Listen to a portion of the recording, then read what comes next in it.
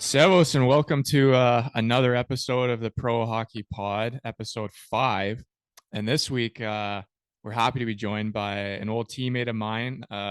We went to Oswego State together, NCAA, played 2.5 seasons together there, and then also played 1 year of pro together. Funny enough, after that, welcome to the podcast, Jon Whitelaw. Thanks for having me, Harzy. Glad to be here. Appreciate it. So, Jon, obviously, you're from Huntsville, Ontario. Obviously, I'm familiar with Huntsville. Played a couple tournaments there. One of them actually was in Junior A. Is that where you like first learn to play hockey? Where you first put on the skates? No, actually, I mean, I it's weird how as you grow up and you move places where you choose to call home, but I was actually born in Barrie, Ontario, which is just about an hour and a half south of Huntsville, and small community actually just outside of Barrie, Innisfil. Played in their minor hockey system for a couple years, and that's kind of where I first learned to skate. My mom was actually a figure skating coach, so had a pretty good teacher, and my dad, fancied himself as a pretty good hockey player too. So I was lucky with two good coaches that were able to get me up on my edges pretty early. Yeah, I mean, your mom for one. I didn't know that she was a figure skating coach. That makes sense now because you always were a really good skater, and obviously at a young age, anyone who can learn to like use those edges younger than the other guys usually has an advantage. Oh yeah, no, she loves to take credit for my skating ability. And much of it is true. She did teach me, but no, that's definitely my dad was my coach most of the way up. But she always says, you wouldn't have been where you were if you didn't know how to skate. So she takes a lot of credit for that. Shout out Mrs. Whitelaw. Yeah. Um, so you said you started like playing like minor hockey in the Innisfil, Barrie area. What was it like back then in terms of like structure of minor hockey? Like was it AAA, double A? Like how did you grow up with that? Yeah, so I started. We didn't live right in Barrie, even though like I went to school there. My parents worked there. We lived just outside of Barrie. So I think like a lot of small communities now, you start in their system, and so for me, it was with the Innisfil Winterhawks, and played, I guess, your 2 years of whatever it might be now, Tykes or minor novice. Just local house league there, and then was able to make the jump. I think it was minor novice to single A, and that was the highest level we had in our area, and played an awesome team. I had a couple guys that ended up going to play professional in college, and it's funny when you're 6 and 7, that's the last thing you're thinking about. But when you look back now to see where guys ended up, it's pretty cool. And no, we were able to win OMHA's our first year there, beating Burlington, your hometown, in the finals. So that was a good start to my career there with them. But played 2 years of single A, and then I think once you start getting into those Adam years, I would say that's where a lot of that triple A kind of mentality starts to come in, and I don't know how it really worked out other than maybe I was invited or something myself, and one other player from our team went to Barrie to play triple A with their program, which was at the time a very strong team, and was able to play there uh, for 2 years before getting cut. And it's funny, it's probably the best thing that ever happened to my hockey career, was getting cut from a AAA team, and going down to play double A. And I ended up playing double A for probably the next 4 or 5 years, maybe even six. And it was the best thing that ever happened to me, just in terms of my development, in terms of having confidence. At the AAA level, I definitely would have been playing the same role, but at the double A level, I think I was able to develop a lot of my skills and abilities and confidence just because of the roles I was put in and being one of the better players on the team. So yeah, that was pretty much all the way up through Barrie minor hockey system, playing for the Iceman Flyers, and then later when they became the Colts, I was able to jump back up to the AAA program. But no, all my minor hockey would have been through the Barrie minor hockey system. So You brought up a good point there, and I think a lot of people, I've talked to other guests about this too, is the being in the right situation, kind of as you said, you were, I'm sure as a young kid at the time, it probably didn't feel good getting cut from AAA.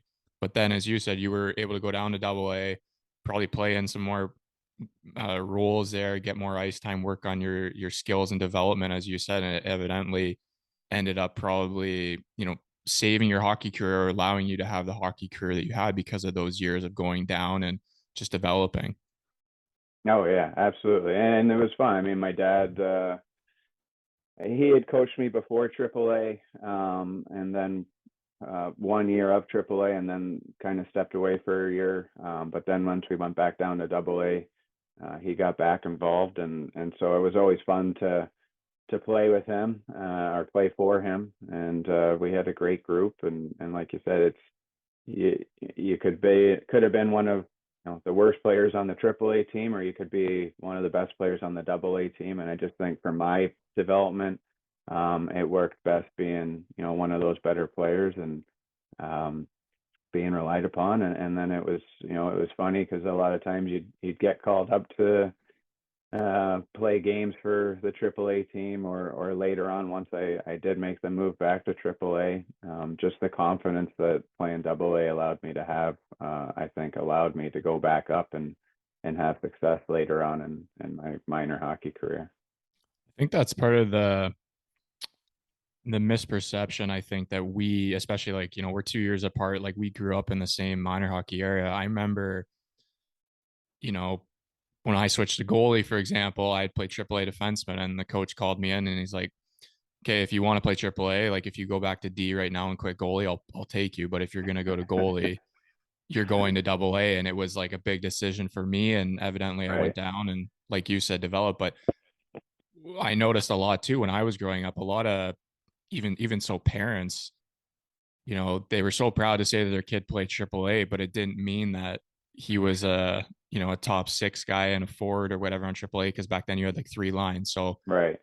Right. whereas at that young age, maybe it would have been better for them to go down to AA and play more ice time and in better and more important situations and develop, because there's always time to go back up to AAA if you develop and if are good enough. And I think sometimes that's lost among parents and also the kids, because they think, hey, I play AAA, so that means I'm one Well, of the best, one of the best things I've heard recently, and I don't know if he stole it or if he came up with it, but there's a guy that he actually is one of our volunteer assistants at Oswego, but he's been heavily involved coaching hockey in the Syracuse area, and runs a lot of development camps all over the country with high end, Division 1 pro, Division 3 coaches, and he said, you shouldn't chase letters, you should chase coaches, right? And I think that's something for youth hockey parents who are always, I think, chasing,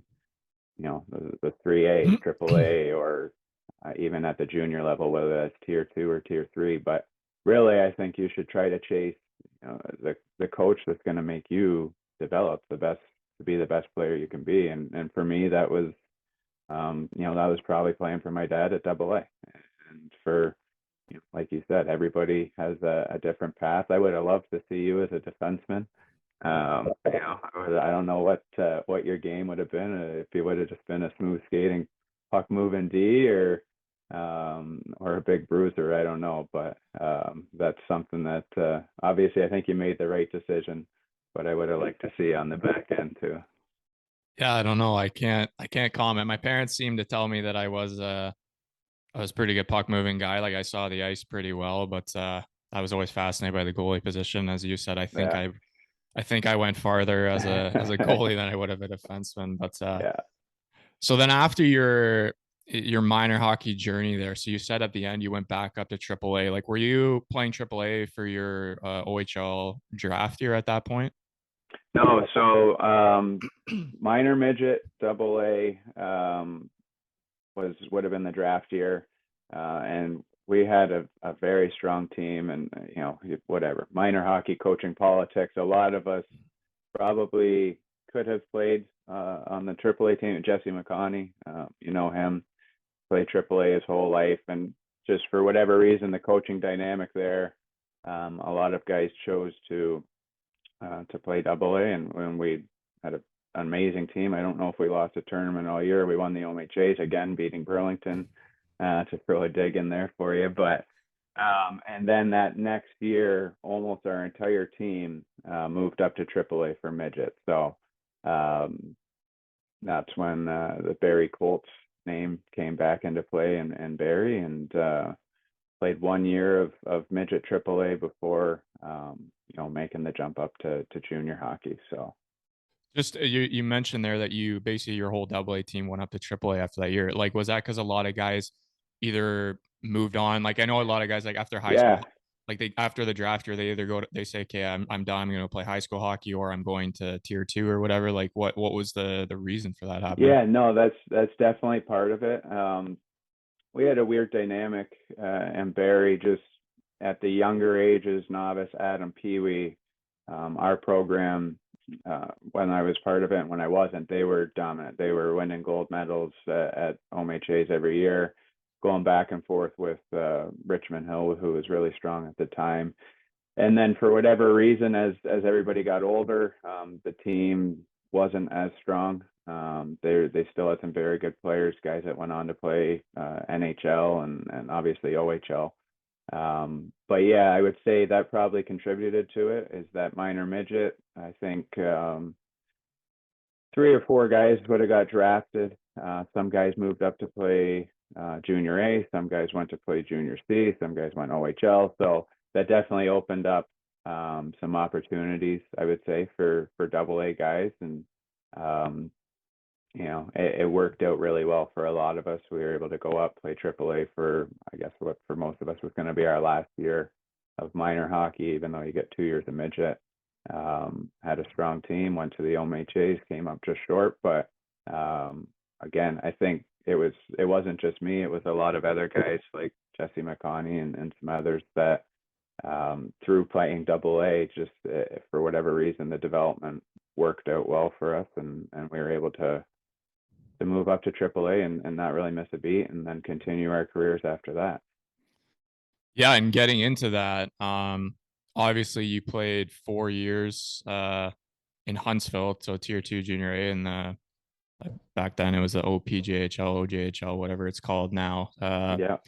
in that area. And I just wanted to like kind of ask you about it. So like when I was playing, like we were around the same time, like in the league, and guys were always trying to get out like so fast. You know what I mean? Like, play 1 year and then go to the OHL, or play 1 or 2 years and get a scholarship. Or you know, you went later. Eventually, you went to college later, and we'll get into that down the road. Yeah. But did you feel that like every year you went back to another season at Huntsville, like you had just taken a step forward and were able to transmit that on the ice and into your game? Yeah, it's funny you say that. Like, everybody was trying to get out. Like, I know when I was fortunate enough to make Huntsville my first year out of midget, um, I was just happy to be there. And quite frankly, it was like a lot. We were affiliated with Erie at the time, and it was like that was the thing. Everybody on our team, we had a lot of draft picks, or we had guys that they were interested in. And college, at least where I was in Huntsville, it wasn't even a thought. Like, it wasn't. I had always wanted to go to play college hockey. That was initially, I think that was again my mom in my head saying, "No, you're going to get an education. That should be the route that you go." But um, everybody was always chasing like that call up to Erie, or a free agent signing somewhere, and I just found that strange. But um, no, like you said, with each year going back, definitely that confidence grew.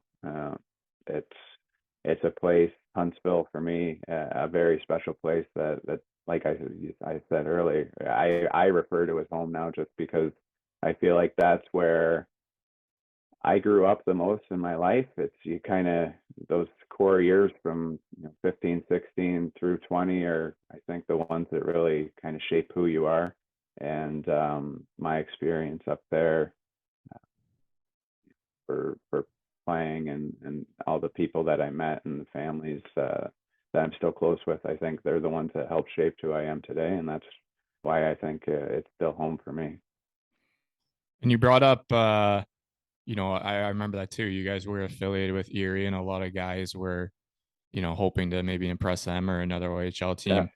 And your mom was staying in your ear about college, which obviously I think ended up being the right decision. But at any time were you kind of like, especially that first year, I would say like, hey, if I have a good year this year, maybe Erie would notice me or I have the OHL. Like, did the OHL ever yeah. entice you that way? No, it did. I mean, I grew up in Barrie, and the Barrie Colts were like those were my NHL All Stars. Like those were the guys that I wanted to be. I worked at a gym as basically like the water and towel boy, and they would come in every day. So that was definitely what I wanted to do. And after my first year in Huntsville, I actually got invited to go down to Plymouth when they had a team. And go down to their camp, and it was it went really well. Did really well actually, to the point where they were basically saying that we we want you to consider staying, but I knew it was going to be as like a fourth line type role. Like if it doesn't work out, then see you later. And I was too nervous to risk losing college eligibility at that time. Because after my first year in junior, you did start to see some other guys around the league getting scholarships and stuff like that. So it kind of brought that more into light for me. Like, okay, like there is a path to college, and there are some good players, and you start to learn more about it. So um, just without really knowing the security of being able to stick in the OHL, and quite frankly, I don't think my game was fit for that anyway. Um, it was a cool experience to do that, but once I went back to Huntsville, would have been for my second year after that. It was pretty much the blinders came on, and it was chasing NCAA from there on out. So And when you were back in Huntsville, like obviously, your second, third, and fourth year, as I said, every year you progress. But basically, just to sum it up, your last 3 years of junior, you were a point per game or way more, each season, which is just tremendous. Were you getting a lot of school interest at that point, or was it something you just came later? Because obviously, as I said, like you played your 21-year-old year, and then obviously we met each other at Oswego. But I'm just yeah, wondering, like, what was kind of going on behind the scenes there? yeah. I mean, it's fun. It's for me. I look back on it now as a coach.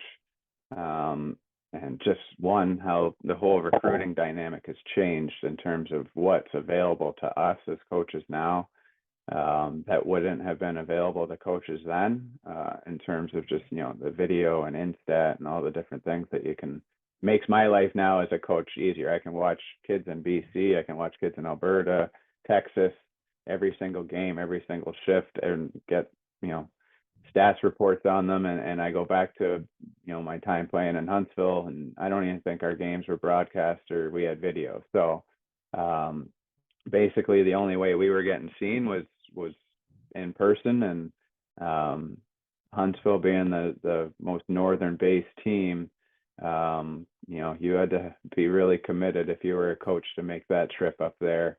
Um, to watch some of our games. But obviously, we still played a lot of the city teams and got some looks there. But no, I would say definitely there was always conversations after games with different schools, business cards and whatnot. But nothing ever got to the point where like that's where I think by my third year you start getting frustrating. It's like, okay, I want more than just a handshake and a business card. Like, I'd like to go on visits, or I'd like to, do some other things like that. And for whatever reason, it wasn't getting to that point.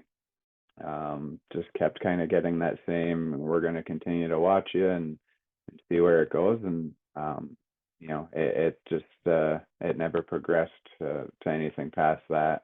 So, um, it was difficult, but for whatever reason, I think everything happens for a reason. And, had a very strong year, my last year, and um, met my current boss. You talk about guys that are being committed to drive all the way up to Huntsville. He would have been one of them, and thankfully he did, because I wouldn't be where I am today if that never happened. So getting to that last year, obviously you ended up choosing Oswego, but did you go on any other visits before making that decision or anything like that? Or it was just, as you said, Eddie was the one showing the most dedication to Yeah. driving? Well, I mean, I actually, after my third year, I was pretty dead set on going to actually U of T. Okay. Um, in Toronto, just because I think there's a little pressure you start to feel when you're 19, 20 years old. Your friends are all in about their, first or second year of college, and university. And, here you are, you're not I was working, but you're not taking any classes. You're just kind of a hockey bum playing junior. So I started to get a little nervous, and was, you know, very, very, very close to going to U of T, which I'm sure would have been a great experience, but kind of got talked into going back to Huntsville for my last year. We had a great team. We knew we were going to go on a run, and so I decided to go back. And it was Ed who was probably one of the first D3 schools that spoke to me. I didn't even know what D3 was, and quite frankly, I didn't really want to entertain it, just because it wasn't Division One. I didn't know there was no Division Two. I didn't know what D3 hockey was, and but once you start kind of looking at the roster of the players that they had, and I'm going, okay, I remember playing against this guy or that guy, and they were, I thought, very good junior hockey players. I couldn't believe that they were playing Division Three. And so myself and my roommate at the time, Jesse McConney, who they had also been talking to, just said, you know what, let's go have some fun, because it was the first school that had actually invited us down on a visit. And we thought it was just going to be an awesome experience, and we went, and it was, and it absolutely blew us away. One, the facility, I mean, it's as good as many Division Ones, if not better than a lot. And fans, the game itself, I think was the biggest thing for us, was how good the hockey was, and fast, physical. The atmosphere was incredible, and I think at that point, I remember us looking at each other, and we're like, well, if this D1 thing doesn't happen, I mean, hell, this would be a pretty good backup plan. And so it was early. It was like November, December, when I think we both decided, hey, if it's D3, we'll come here. We didn't really entertain any other schools. We did go on it was more so to visit a friend at Geneseo, and somehow it turned into like a quasi recruiting trip. But I think he had that planned, like, oh, just come meet my coaches, and next thing you know, we're on a full blown tour. But no, at that time we knew it was Oswego. If something came D1, that we would take it, but it didn't, and it was Oswego for the rest of the way. So. Yeah, I'm curious, like what you just said about, at that age you were like D3, like not even entertaining this kind of thing. Like everyone, if you're going NCAA, you're going D1. Yeah. And especially now, I think 10 years, 12 years later, whatever it is now, I think the leagues even got even better. But even as you said, when we were playing, like there was a lot of guys in that league that for either whatever reason, maybe they didn't have the grades to go D1, or they didn't Yeah. have the off ice discipline, I'd say, or the dedication to the gym, whatever. Still tremendous hockey players that went and played there, and you saw like Oswego was sending out guys. Like I think it was Selleck or whatever who Yeah. signed an NHL deal there. Like it's definitely people I think just give it that stigma of, oh, like you're playing D3, and Right. they have no clue that, I was the same way. Like to be quite honest, when I was at Niagara, obviously I knew like Carsey and them there, and his dad was the one trying to get me there when you guys needed a goalie, and Right. I was like, oh, like D3, like, I guess, okay, I'll go play. And then like that means like it's done, you know what I mean? Cause I'd always Yeah. dreamed of playing pro, but that's like so far from the truth. And as you said, like at Oswego, especially, the facilities and the fan support are better than I would say half the Atlantic division and NCAA. I played in that division, like Hmm. just, 3,000 screaming fans a game. Like our room was nice, nice workout facility. Dorms were great. Yeah. Downtown was awesome. Like it has everything you need for a college It's town. like we sell it. I mean, it's a full experience, whether that's social, academic, athletics. We're lucky at Oswego to have what we have. But yeah, I mean, for like the D3 thing, it's just at that time, like, I mean, a lot of the guys we played with were all top players in the OJ, and sometimes it's just at that time, I think exposure might have been an issue. Like it was just, like I said, things have come so far now where it's hard to get missed because there's so many avenues to watch players and the internet. And like I listened to Ed, our head coach, and how he used to have to recruit back in like the 90s, like reading the newspaper, and like it's not that way at all anymore. And so maybe we got a little lucky at Oswego with the group that we had, and then later you joining, that it was just a bunch of great guys that for whatever reason fell through the cracks. Like you said, sometimes that was grades, sometimes it's finances. I think a lot of people assume Division 1, anyone who goes D1 is on a full ride. Um, we have players that have come back to Oswego now that were on Division 1 scholarships that we're paying more for 1 year of school than what they're going to pay for 4 at Oswego. So, but no, it's you're right. I do definitely think it's gotten better. I think there's a lot more awareness to what Division 3 hockey is now. It's deeper. There's a couple more teams that have been added since you and I played, and there's just more players. Like we're getting guys from Florida, from Arizona, from Texas. Like there's more players than when you and I were playing, and more teams, and it's been great for Division 1 hockey, Division 3 hockey, and hockey everywhere. That's definitely true. And I wanted to bring up one of the things I wanted to ask you was, obviously, it's a little more common, I would say, if you're going, especially D3, you're going as a 21-year-old freshman. You finish your junior career respectively wherever you are. And like your first year, you put up 38 points. And obviously at that point, it looked like it was a good decision to go to Oswego. But do you feel personally like you going as a 21-year-old freshman allowed you to have like that immediate success versus if you had gone at a true freshman at 18 or even 1 year Oh yeah, after? no, absolutely. I mean, it's NCAA hockey is the oldest average age college sport of any of them. And I think that's great because it's great for, guys like myself who were late developed, guys that maybe as 16, 17-year-olds were good, but just not fully there. And then once they really find it, 18, 19, 20, it's a great sport for those kind of late developers. And we always tell kids now, it's funny, the school have open houses where any kid from wherever comes to check out Oswego. And we got a lot of high school kids that come up from, say, Long Island or wherever else in the state, and they'll stop by our office and say like, hey, I want to play here next year. Say, okay, well, where do you play now? I play for my high school in Long Island.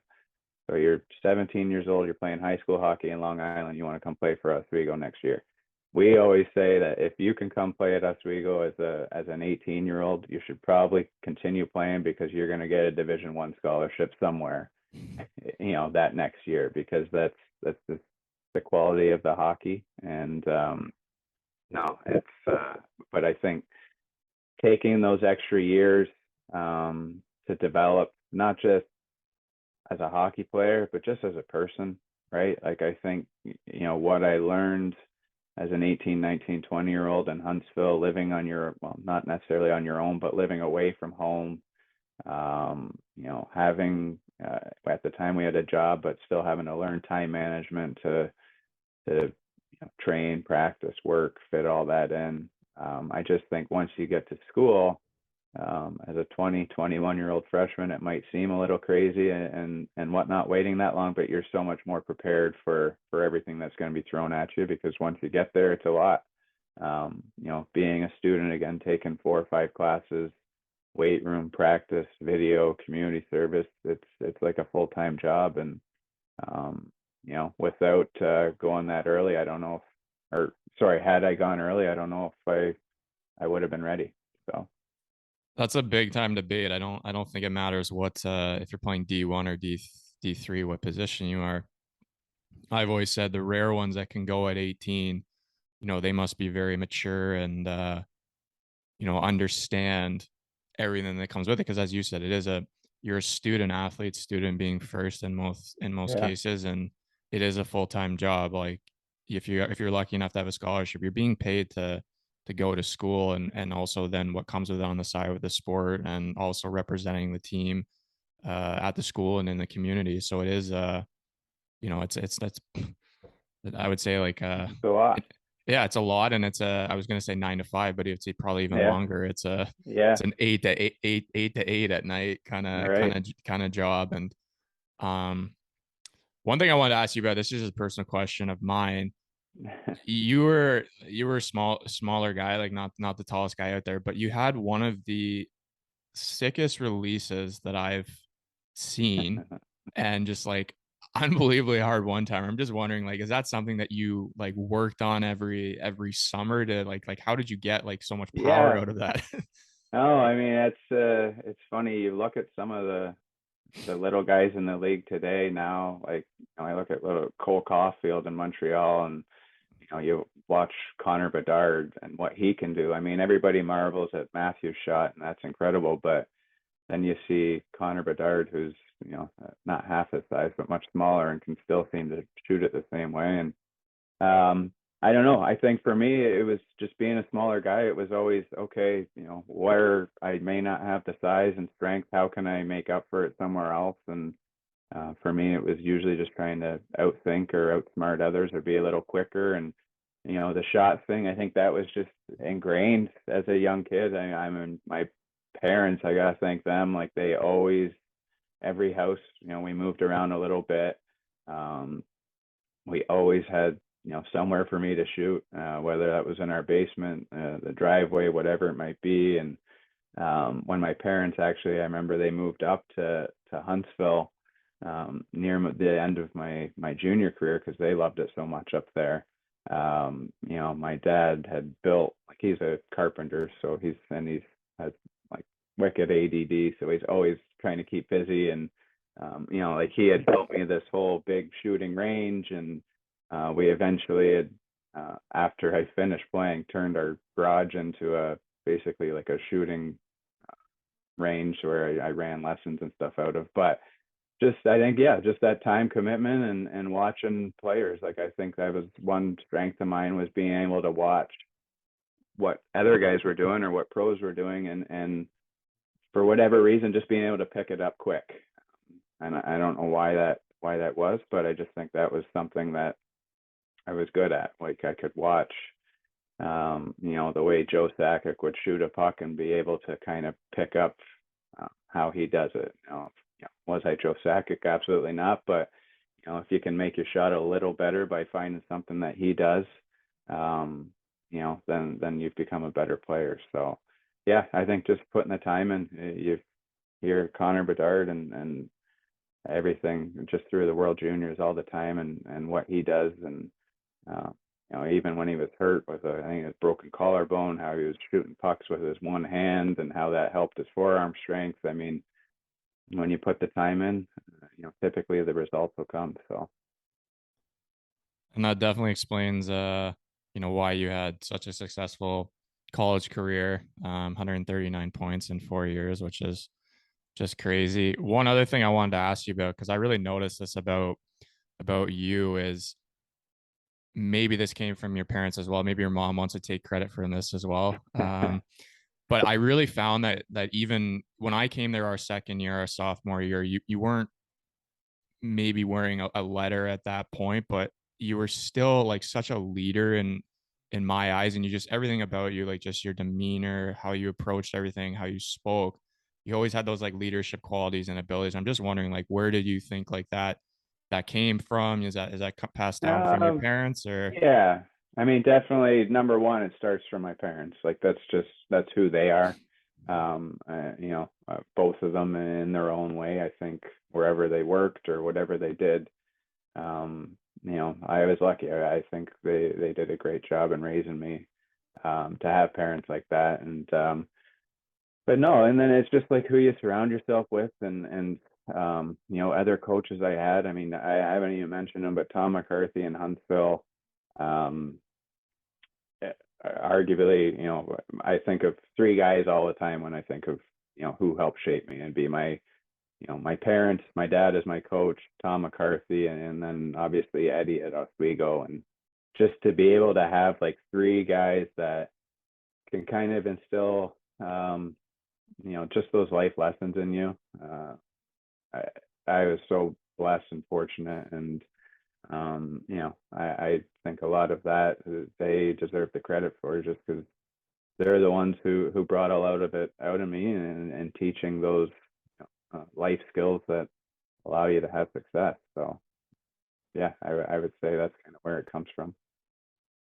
Oh, it's really good to hear, and like hopefully from who's ever listening, if there's young people listening, they take notes on that, because I think that's something that's very important for both the hockey side of things and also the growing up adult side, whenever you do transition out of the game and stuff, because these are qualities that you can use in any aspect of life. Yeah, So I always looked up to you for that. Obviously when you were our captain at school and stuff, like it was obviously, someone when you spoke, everyone shut up kind of thing. But then so obviously we played together at Oswego, and then unfortunately those last 2 years we lost in the finals. I don't know if you saw that, by the way. Side note, I don't know if you saw the scores yesterday, 8-7 or something. I just saw yeah, wild. semis.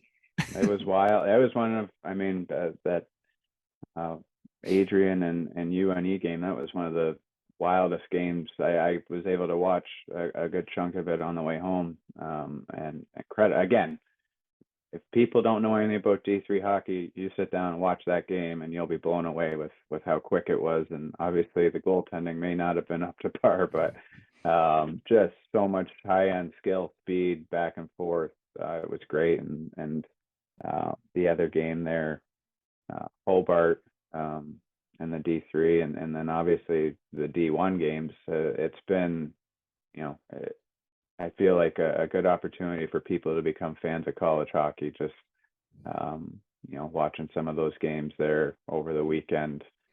The Big Ten looks like SEC football with the way they're beating down on teams. But no, it's awesome to see, and you're seeing a lot of great guys come out of college and move into the NHL now. I think that's kind of I don't know if they're at the same level as major junior, but they're certainly closing in.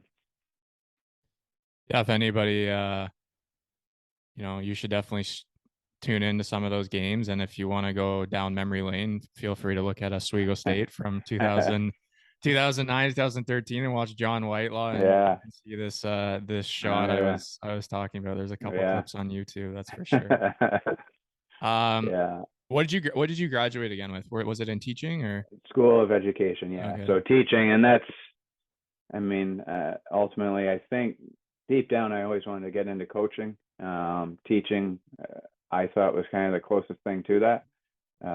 If coaching didn't work out, then I could go back to Ontario or wherever and be a teacher. But yeah, so I ended up getting my teaching degree from Oswego, and then later on my master's also in teaching from Oswego. Getting a master's. That's something I wish I had done when I was playing pro in Europe the first couple of years. And speing Yeah. of that, obviously both of us, I think you came a little later during the season, but after Oswego, I went off to France to play in the first league there. And I believe you came in November. Yeah, yeah. It was it would have been November because um I had actually my line mate at the time, Paul Rodriguez, we had both been invited out to Utah in the East Coast Hockey League for their camp, and so that's originally where it started, with hopes of making that, and quickly finding out how pro hockey works. It didn't work out there, and so then you're kind of scrambling, and no, thankfully through you and I think it was Mark Juris who helped a lot. Was able to get over to Europe and Morzine and join you for what was a fun experience. A lot of croissants, a lot of crepes. Yeah, yeah, Um, yeah, I just honestly, you just brought this up, and I forgot about this. I wanted to ask you one more thing about Oswego. Was your line mates, like, at least for the 2.5 years I was there, you guys played together every game unless there was an injury. So you were always with Luke Moody and yep. Paul Rodriguez. Going back to what you said about some guys who are good enough to play D1, but just for whatever reason, financial grades doesn't matter, go to D3. You guys as a line, I mean, for me, could have played on any D1 team because every game you guys were putting up points. You seem to always be in sync together, know where each other is going to be on the ice. Maybe just comment on that, like how that was for Yeah. the 3-4 years of that.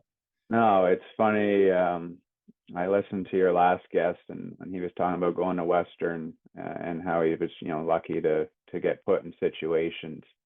That was for me. That was my story too. I mean, to be able to come right into Oswego and get matched up with those two. I mean, I knew I didn't really know them, but knew of them. I mean, Paul and Luke, they'd been at the top of the scoring in the OJ for not just 1 year, 2, 3 years, um, and to be able to play with those guys right out of the gate was definitely something I was lucky to do, and it doesn't happen often. I don't think, at least now that I've been coaching 7, 8 years at the college level, where you can throw three guys together that for 4 years might only play 2, 3 games apart.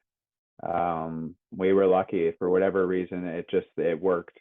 With Paul and Luke, and maybe Paulie being more of the worker, getting the puck in the corners and so forth. Me maybe being more of the playmaker, and then Luke the finisher. But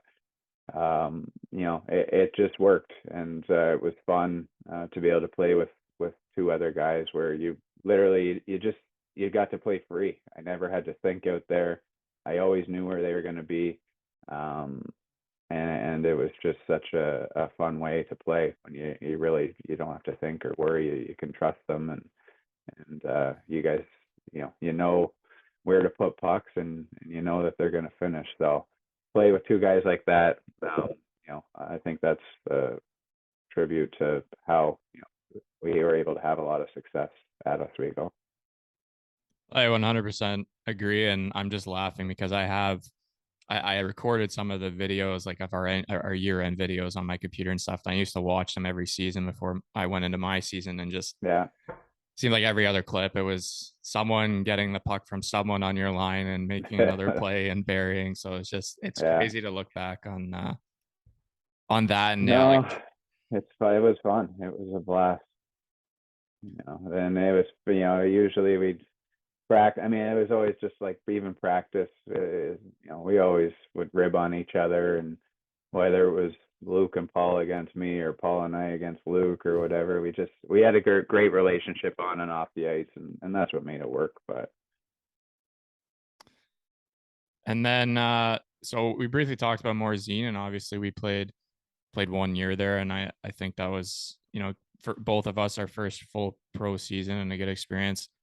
After Morzine, what made you kind of want to transition into, hey, I'm going to stop playing and now I'm going to get into the coaching side of it? Like, did you still have that ambition to play, or was it more don't really want to go back to Europe, or you had a good yeah, opportunity, or?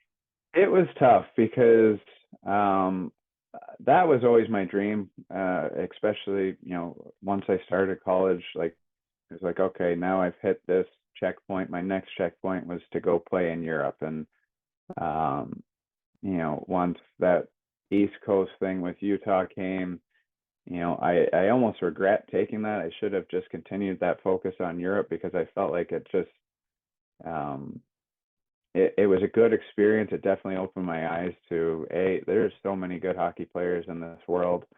Um, I think it was maybe the first time I actually went anywhere in a rink and was kind of intimidated. And so just by the other good players, but um, having that opportunity to go over to Morzine was awesome. Did it go exactly how I would have hoped? No, like in terms of just my own performance. I think it was kind of tough to join halfway through the year to try to adjust to what, in my opinion, is just a completely different style of game. Um, was tough, but I truly I did want to go back for another year. That was my intentions. I think it would have been awesome to kind of get a fresh start and start with a team from scratch. But I had to get shoulder surgery at the end of our season there in Morzine. It was the second time having shoulder surgery, and I think it was just one of those things where the rehab on my first shoulder surgery was quite long, so I knew I would have been starting kind of from behind the gun again, and I was in love. I guess that's the other thing. I'm not going to sugarcoat that, right? My what is my current wife at the time, she had stayed back in Syracuse, didn't get to come over because she had just started a great job that she couldn't really leave to come join me in France. So doing distance, different time zones for whatever it was, 6 months that we were apart, 7 months, was a challenge. And then even when I got back, I mean, I'm from Canada, she's from the US, so making that all work was tough. And so I guess it was just time. I think every guy that plays hockey, your goal is to get to pro or at least play pro. And, I was able to do that. And I was happy with my experience. It was phenomenal being over there, playing in some of those crowds and atmospheres and meeting all the good guys that we had on our team. But I think at that point it was just I was ready to move on. The body, I think, sometimes tells you that, and maybe that's what mine was telling me. But no, it was just time, and I badly wanted to get into coaching. So I think that was the other thing. I mean, love does that to you, I guess. No, Yeah. Well, I totally understand. I did a similar thing here. That's why I stayed in Germany and went to a lower league and got into coaching, was because I had met someone, and now evidently right, getting married this summer and have a right. place here. I was laughing in my head. I'm just thinking back to that year and how every night we would log on Call of Duty and play 2v2 Yeah, against Balish and Jonesy. That yeah. was just priceless to me, No, the no. arguments we'd get in. But I wanted to now transitioning to to coaching, but before one last thing about your playing career. As I said before, you were obviously a smaller guy. Like, did you face like adversities, maybe like size and maybe some other things throughout your career that you were able to persevere through that kind of made you the person you are today? Yeah, no, like I said, I think I always go back to like your first year of junior, you're the young kid on the block. You're, usually the smallest, or at least for me. So you got to find ways to adapt your way of game to still find success. And through junior, I was able to do that. And then you get to college, and it's kind of that same thing all over again. You're a freshman. Everybody's bigger, stronger, faster. How do you adapt? How do you adjust and to still have success? And so I feel like, especially as a smaller guy, you're constantly trying to find ways to still have success. And for me, it was through my brain, trying to be a little smarter. And I think I learned things too, right? Like I know at Oswego, one thing I would say I learned was just how to protect pucks, how to, not throw pucks away, just, manage pucks a lot better. And through each year, you're constantly picking something else up. So, as a smaller guy, I think you see in the NHL today, just with the amount of smaller guys that are having success, it's not maybe the NHL that you and I grew up watching, where like a guy like Marty St. Louis was a unicorn. The fact that someone that size could have success now, you're seeing it's a lot more common just with the way the game's played. And for me, being a smaller guy, it's great to see. Like, I can't wait to watch and see what Connor Bedard can do, just because I think a lot of guys they see the skill and what he can do, but maybe they're a little hesitant just because he's undersized. But I think he's kind of showing size doesn't matter. So Yeah, right now he seems to be showing that hockey is too easy. I was gonna say, I don't know, 70 something goals in 50 games. I guess that's good, but no.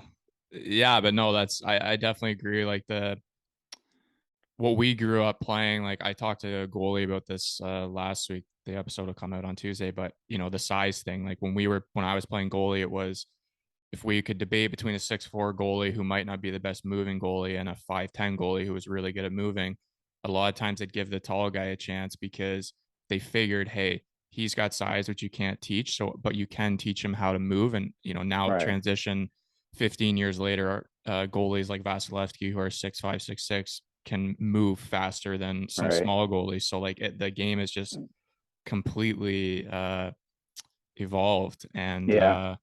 that's crazy to see, as you said. So now, like in your case, a lot of small guys it's not a Right. unicorn anymore. So Right. um and then so when you were done playing, you transitioned into coaching, and obviously you got a couple years of being a graduate student both at Cortland and Oswego. How does that work for anyone who's listening who might not understand exactly what a graduate coaching position is? Do you mind explaining that? And Yeah. just Yeah. No, of course. It's first off, I think anybody who's going to get into coaching, especially at the college level, first thing you have to understand is don't expect to get rich. It's financially you have to have support, whether that be from your family or whoever. But I was lucky both places. My first year at Cortland, working with Joe Cardarelli, who's done an unbelievable job with their program. Taking them from a team that used to be one of the lower ones in our conference to, I think this year they cracked into the top 20. So that was a good guy for me to learn from. But just going there, where you're not a full-time student. I was taking, I think, 2 or 3 classes. I was lucky it was all online, but you're also working as a full-time coach. So whether that's practice, recruiting, obviously all the game day stuff and travel, booking hotels, food, you're kind of getting a great taste of what it's like to be a coach. And my 1 year there at Cortland, it was good just to kind of see how other programs do things. And I certainly picked up some things from Joe just in terms of his organization and the time. I think that was my eye opener for sure, and I'm sure you can kind of speak to it now too as a coach. It's just like I used to, as a player, when something wasn't done or something wasn't ready, I'd be like, what the heck? Like, what are those guys doing there all day? What the heck could they be doing? Why didn't they, why didn't he have the tape out? Or why, it's just funny.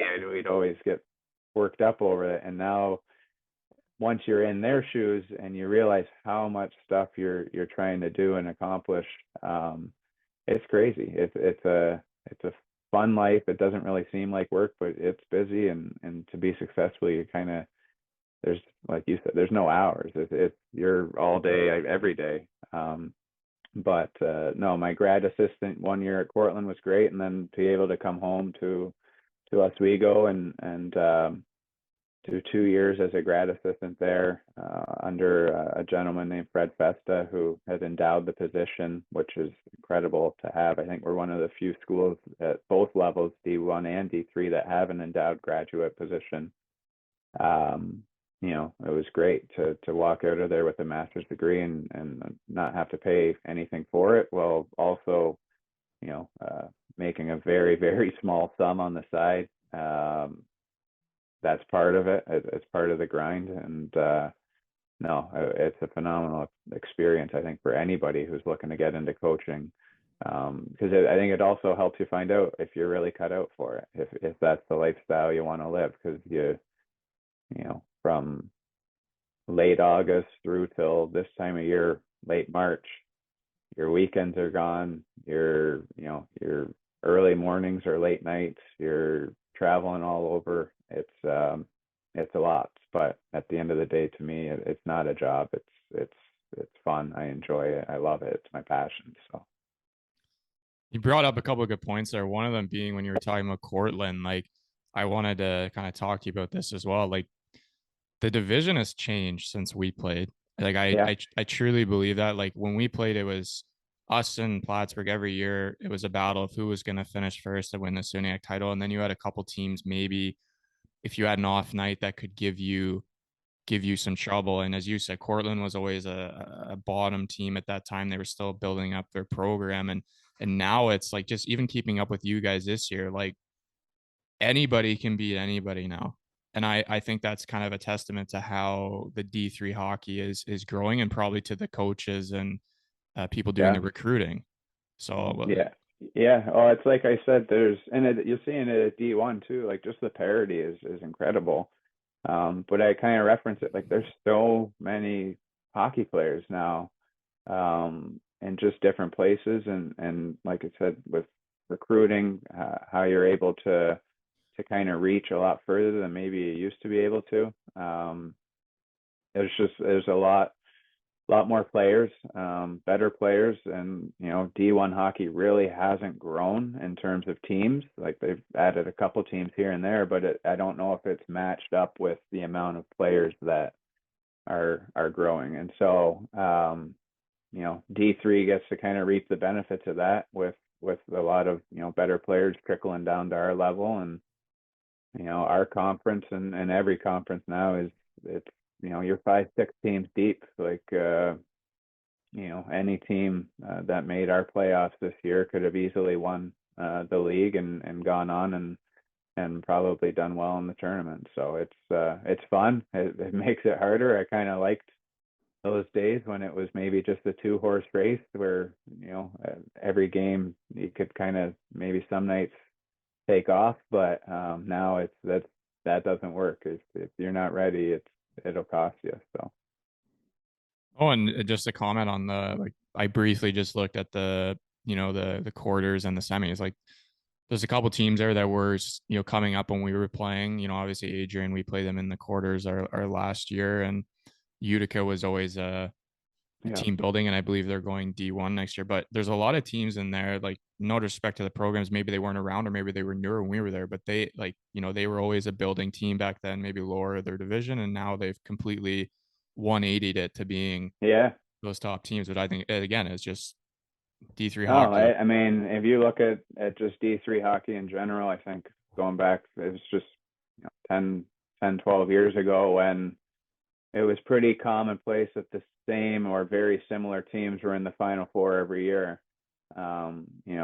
For us, it was usually Oswego, St. Norbert, Norwich, Plattsburgh, Utica, some of the Wisconsin schools, Stevens Point, Eau Claire. But now it's like every year you can roll the dice and you're getting a new four, which is great. Like this year, tonight's final between Hobart and Adrian. Adrian won it last year, but Hobart, we played them first game of the year right out of the gate, probably the best team that we've seen. So it'll be interesting to see how they do tonight. But yeah, it's great for hockey, I think.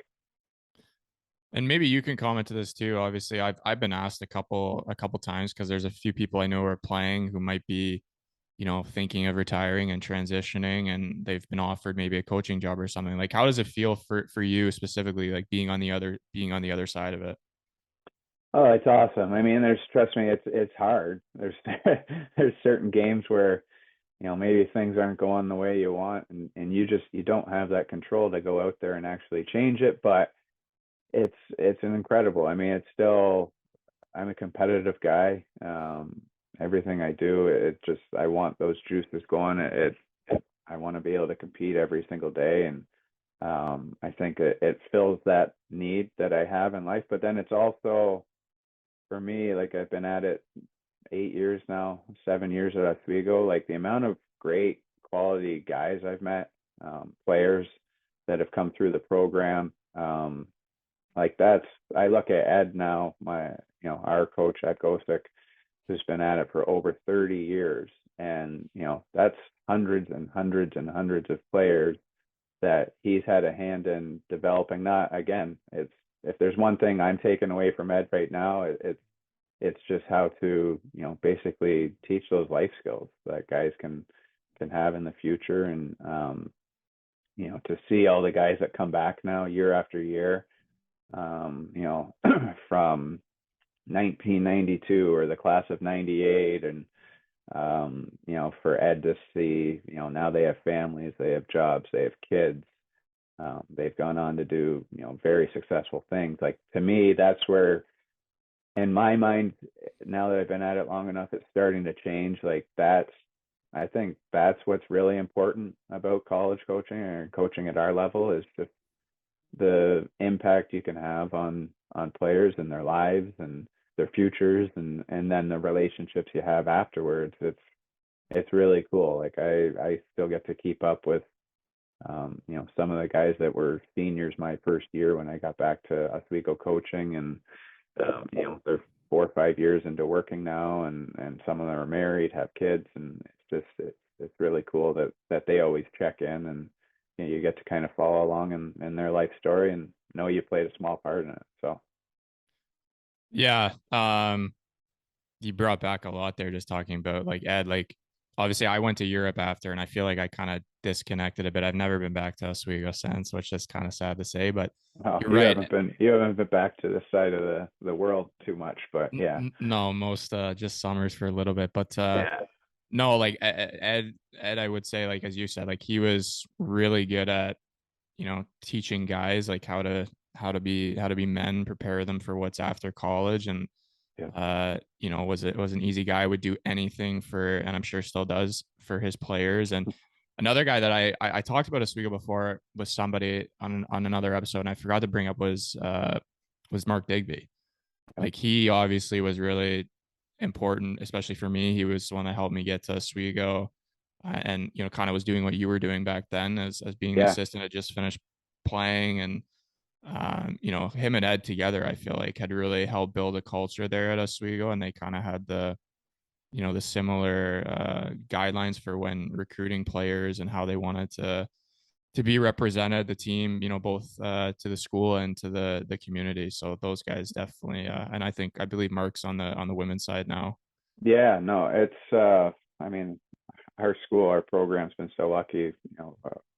Before Mark, it was Dan Ford, and then actually he came back. But um, to have those three, Ed, Mark, Dan Ford, and then Mike Gray, who's been involved just as long as any of them, pretty cool to have four guys like that. And for me, it's just neat how my relationship with all of them has shifted. You go from being a player under them to to being a coworker. Like Mark has become one of my closest friends. Being able to bounce things off of him. He did it. He was in my position for a number of years, so um, you know, being able to go to him for guidance, and Dan Ford, who's down in South Carolina now, who we get to text back and forth all the time, and always picking up things from him. And then being with Mike Gray and Ed every day is definitely a lot of laughs, that's for sure. But just it's cool how our relationships have changed. I mean, Ed he's everything. He's a coach, he's a father, he's a friend, he's kind of does it all in my life now. So it's Mayor of really cool. Oswego. Yeah, he is. So no. Um, so another thing I wanted to ask you about. So being assistant coach at Oswego now, What type of players would you say Oswego is trying to attract or recruit? Like what type of guys you want to roster? What kind of team are you guys trying to be every year? And also like the part two of that question is you brought up before how scouting these days is tremendously different than when we were being recruited. Yeah.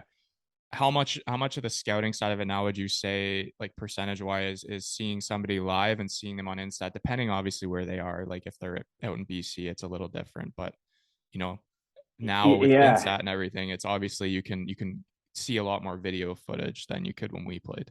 Well, it's again like I said it. It's been 7, 8 years since I started, and to now, in terms of the amount of time when I first started, where you're in a car driving, to Kingston, to Brockville, to Toronto, to Jersey, Boston, wherever it might be. It felt like every single weekend, or even weeknights, I was in a car going somewhere. Whereas now that's definitely changed. Instat has made life a lot easier. I'd say, before if it was like 80% seeing in live and 20% seeing video, now it's almost completely flip flopped. Like there is still something to watching someone live and getting out to see them, but with Instat, like I said, it allows us to reach kids in different places. And like we just committed a kid from Alberta the other day. To get out to see him play live was very, it really didn't happen, like maybe once. And so to have the resources to be able to see him play every single shift of every game, helps. But in terms of who we're looking for and what we're looking for, I mean, I think Oswego's always been just guys that compete, guys that bring it every single day. As you know, our practices are, very challenging. They've changed a bit since our time. Eddie's starting to soften up, but that compete level is a non-negotiable. Yeah, I don't think you have the success that our programs had, or you're not winning any kind of championships without it. But the one big thing I would say, I guess, in the last 2, 3 years, is speed. I just think the way college hockey is going, watching the Final Four, both Division 1, Division 3, it's like the teams that can get up and down the ice as quick as possible are the ones that tend to have a lot of success. And I think, Ed always says it's you're always adjusting and adapting. Like I know he said, when we were playing, they tried to have teams that competed, but just with the highest amount of skills and ability and hockey IQ. And maybe that's why we'd come up a little short in the finals, if you'd run into some of the teams from out west that were bigger and just stronger. And so then they kind of shifted recruiting towards getting a little bigger and stronger, and with that sacrifice some of the speed and skill. And so I think for us, that's what we're trying to get back to, is just find guys that I don't care. We don't care about size. I mean, the best kid in our league right now, two of the best kids in our league, one on Jenny, one on Buff State, or I don't know, the one might be 5'5", the other one might be 5'8", but they can absolutely fly, and they have elite hockey sense and skill, and that's what we're trying to find, guys that have that and guys that want to compete, right? Because I just think each and every day it's so important that you're bringing that fight and that determination to work. So those would probably be the two biggest, or three biggest things: just the compete level, speed, and then just your hockey IQ, understanding of the game. I'll have to keep an eye on those two guys for the future in Europe, because that's obviously, Oh yeah, Europe bigger ice. Again, no, size it's isn't the thing really over here either. It's who can yeah, skate and think at that high speed. right, and that's the thing. Like it's so strange. The other thing I noticed too is just like some guys, you I think for whatever reason my game was tailored towards college hockey, and then maybe not so much professionally. But we've had the other guys who maybe they were just average to above average college hockey players, and then they get into pro, and we've got a kid right now down in Adirondack. He's played 35, 36 games and point a game. Whereas at our level, he was good, but he was never, I don't know if we would have saw that coming from him. And so, but yeah, the European game, with the way, some of the players at our level and Division One, the speed and skill, would definitely be a benefit over there.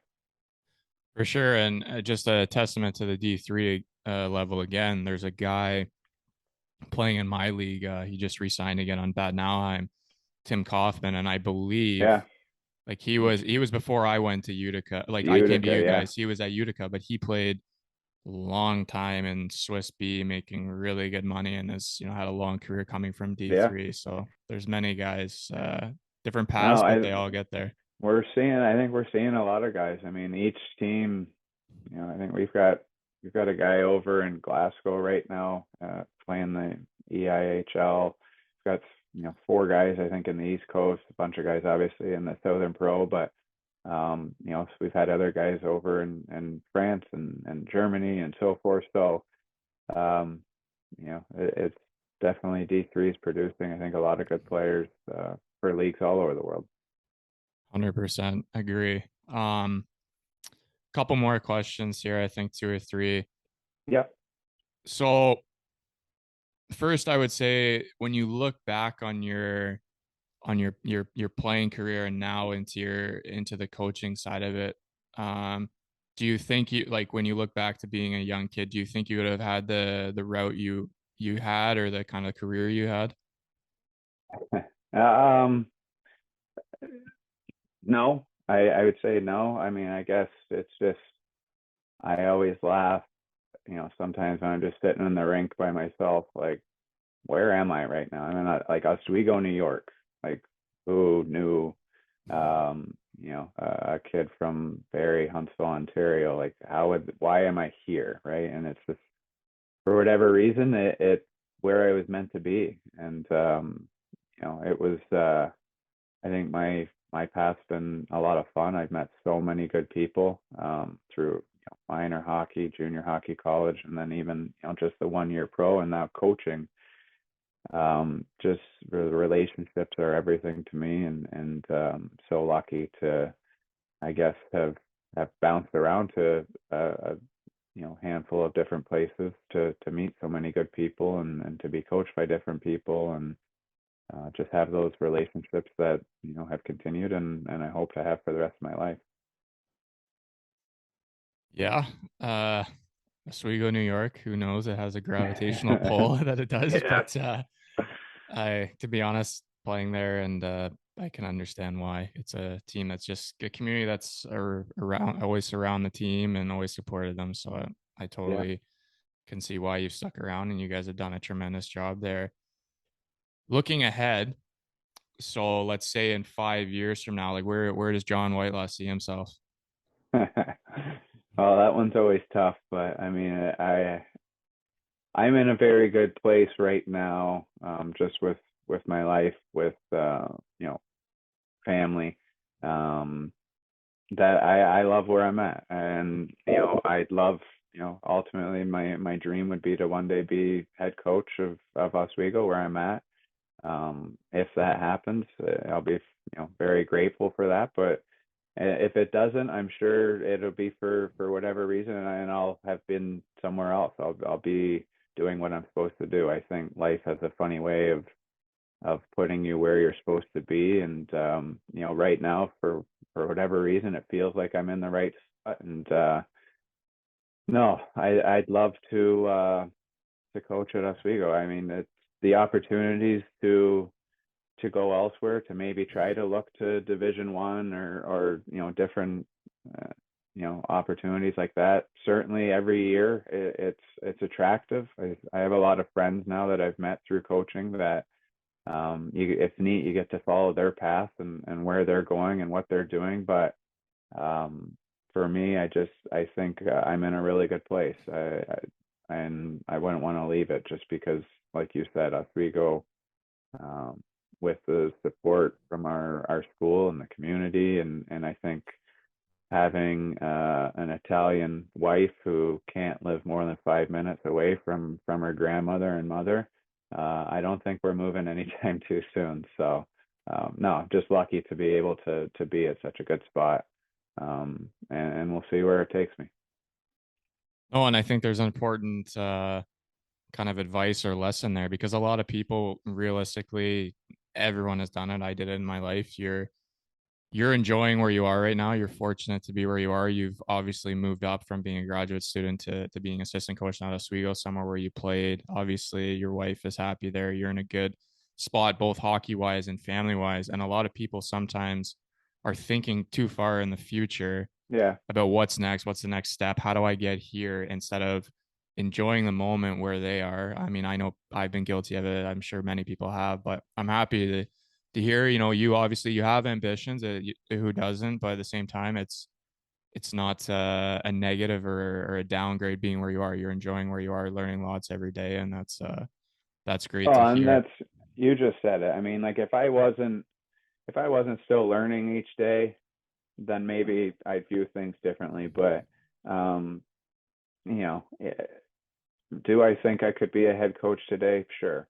But do I think there's still a lot that I can learn before I get to being a head coach? Absolutely. And I think that's just part of my process. And I keep telling myself that every day that, hey, when things happen, they happen for a reason. And all you can do is just make the most of everything you're doing right now. And I have an absolute blast, uh, going to work each day and working with the people. We have honestly the one of the best staffs I've ever been a part of with Ed, and we have a volunteer assistant, Bobby Chattel, is a close friend of mine. We drive together every single day. We have a great grad assistant and Connor Tierney. We have Mike Gray, who is a volunteer. We have Elise, our trainer. It's just I'm lucky. I'm surrounded by good people, so I have no intentions of leaving that. So That's awesome.